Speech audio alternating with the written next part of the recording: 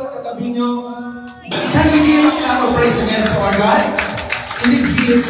So, to formally start, may I call on Pastor Dion to lead us the opening prayer. Praise God. Amen. Hallelujah. May I request everyone to stand? Sorry po, pinatayo ko naman. Sorry. Okay, before we will start this event, before anything else, we should acknowledge the Lord.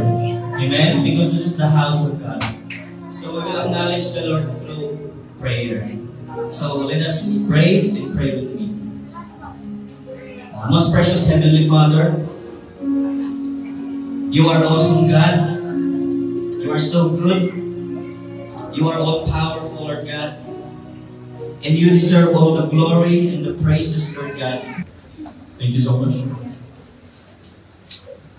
And now, let us welcome our Pastor George for his opening remarks. Okay.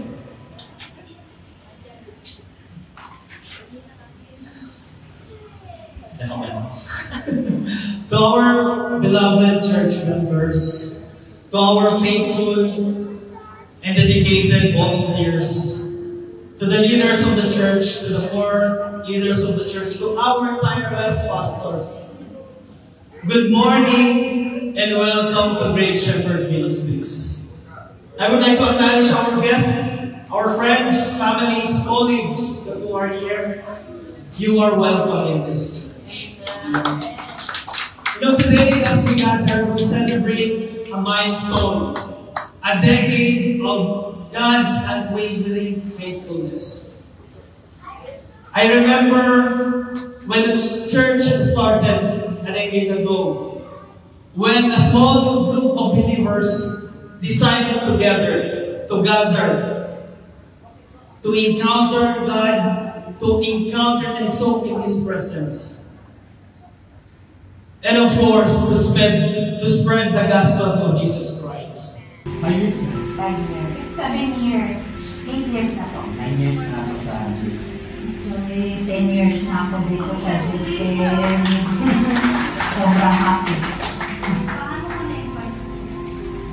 First, ang nag-invite sa akin si Jan Ongbay. Si Brother MJ, si Sister Rizel. Kasi Kuya Jan, Mami Beth. Biling pa? Si Sis May pa po. Si Christine Papasa. Si KMJ. In-invite ako ni Peggy, si Jonah and Renan. So sabi ko, okay, pero wala sa puso ko na punta. Like for the sake of Peggy lang. Marami kong invitation sa aming project ko. Nagalang pa natin na, hindi kami pumunta dyan kasi sa aming sungay ko dyan. Tapos sabi niya sa akin na, why don't you try to attend GSM? Kasi maganda doon. Sabi niya, you really feel the presence of the Lord. Tsaka yung hinahanap ko talaga yung presence ni Holy Spirit. So, nag-agree naman po ako sa kanya. So, kaya po ako naka-attend ng GSM. Ang unang experience ko dito, dati, sa karton, pagpasok ko pa lang, yung sa kanta pa lang, parang may bumiko na sa akin. At nang lalamig na ako, yung mga palalim ko ng natatuan lang. So, may kami noon. But, nung pagpasok ko lang naman, na bumalik ako sa iyo. That time, it was YP the fellowship and then in-invite niya. paano ginamit ng Lord ang GSM para mabago ang Napakalaki. Kasi Bata pa lang ako. Kristyano na ako. Honestly, I came here lost and wondering. kumbaga nag-happen, pero nag-happen kami ganyan. Previously, I've been serving the Lord, but suddenly may mga situation na nangyari sa buhay ko, nawala ako. Dito ako lumalim. Dito ko na-encounter si Lord. I mean, genuine encounter talaga na. Personally ko siya na-encounter. And I did not expect na nandito ako ngayon serving the Lord, preaching the Word of God to us, sa congregation, sa mga tao. Ayun, muna, spiritual. Ginamit yung mga pastor dito sa DSM Church para mag-grow ako spiritual. Naging matuwid yung mga decisions sa buhay. And nagkaroon ng purpose yung life ko through the miracle healing power of God. Even if you are always attending the church, you are singing praise and worship to God, iba talaga pag nag-deliver ka. Because there is really, mararamdaman mo yung kanyang transforming power. Dati kasi ako yung tao, palaaway, galit, ang pagpatawad talaga is mahirap mo sa amin. Akala ko talaga hindi na ako makapagpatawad. Praise Him! Thank you, Jesus! Love the power of the Lord and let it come in your life! Thank you, Jesus! For you are really filled with the glory of the knowledge of the Lord and full of power and see. Hallelujah! Thank you, Lord!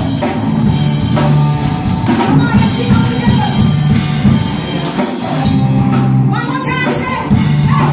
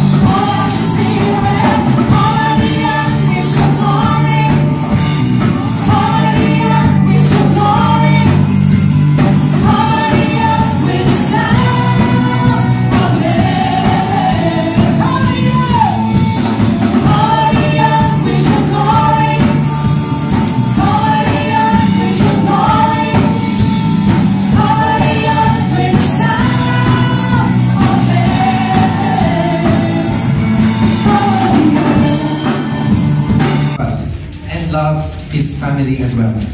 Without further ado, let us welcome our beloved and humble founding and our senior pastor, Pastor Benny Medicito. Praise be God.